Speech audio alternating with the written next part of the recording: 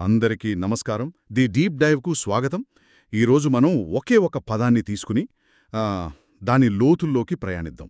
విష్ణు సహస్రనామంలోని 8వ నామం భూతాత్మ. నమస్కారం.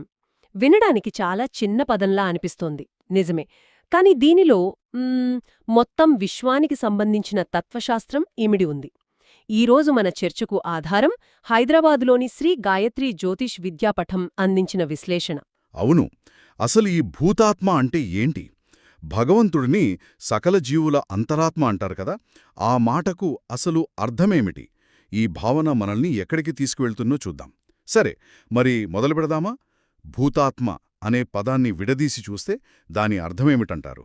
శాస్త్రాల్లో దీనికి ఒక సూటి అయిన నిర్వచనముందండి. భూతానాం అంతర్యామి ఇతి భూతాత్మా. భూతానాం అంతర్యామి అంటే ఈ సృష్టిలో ఉన్న సమస్త జీవరాశుల లోపల నివసించేవాడు అంటే అంతర్యామి అని అర్థం.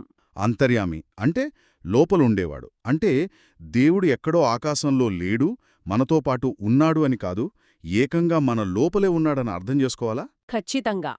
ఇది చాలా ముఖ్యమైన తేడా. ఆయన మన నుండి వేరుగా మన పక్కన ఉండేవాడు కాదు. ఆయన మనతో లేని క్షణమంటూ ఏదీ లేదు. ఎందుకంటే ఆయనే మన అంతరాత్మ. ఇంకా చెప్పాలంటే విష్ణువు ప్రతి ఒక్క జీవి యొక్క ఆత్మ, అంతేకాదు ఈ సృష్టిలోని అన్ని జీవుల సమిష్టి ఆత్మ కూడా ఆయనే. ఒక్క నిమిషం. ఇక్కడే ఇది చాలా లోతుగా వెళ్తోంది. ఆయన ఒకే సమయంలో నాలోని వ్యక్తిగత ఆత్మ, అదే సమయంలో ఈ విశ్వంలోని అన్ని జీవుల సమిష్టి ఆత్మ. ఇది ఎలా సాధ్యం?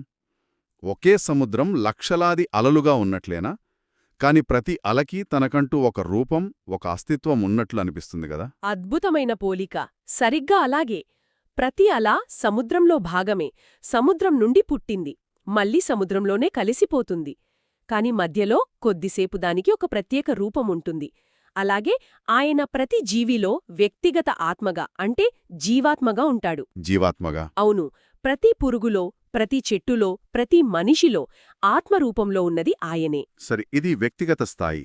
మరి సమిష్టి స్థాయి? అదే సమయంలో ఆయన ఈ అలలన్నింటికీ మూలమైన అతీతమైన సముద్రంలాంటివాడు. ఆయనే సర్వస్వతంత్రుడైన పరమాత్మ.